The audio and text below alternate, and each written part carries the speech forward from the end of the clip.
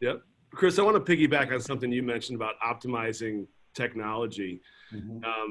And mind you, with what I'm about to say, this comes from a guy who sells technology, Mhm. right? So in the real estate industry, we buy so much technology because it's the coolest, it's the latest, it's the neatest thing, right? In this time when we're looking, we're looking at our P&Ls, and we're trying to figure out, what's the best use of my dollars today.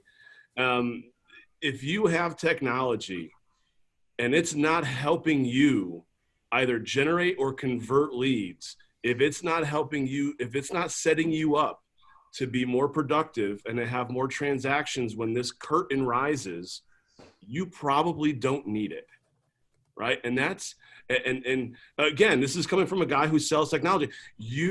There's a lot of technology out there that's really, really nice to have, but what we have to focus on is what we need to have. And what we need to have is, as Chris mentioned very, very, very eloquently before, how we nurture our database and how we nurture the people we've either done business before or just on the periphery or what have you. That's the most important thing right now. How we're adding value to that database, how we're adding value to the people we want to work with. And some of those nice to have technologies, if it's not helping you get a transaction, take a second look at it. I'm not saying get rid of it, but take a second look at it. But the absolute must technology and the things that we do every day and the things that have made you successful, double down on those, because that's what's going to get you through all of this.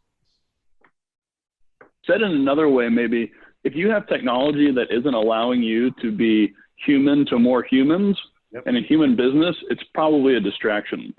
And I want to pull a nugget out of what Chris said, and I want him to correct me if I'm wrong. But from the comments you made on tenacity, I believe then a realtor who has 100 leads and calls them 10 times each is going to be more successful than a realtor who has 1,000 leads and calls them each once. Yeah, I don't have my calculator, but yes, you're going to make contact with 93% of the leads you call a lot, and you're going to make contact with 40% of the ones that you call once or twice.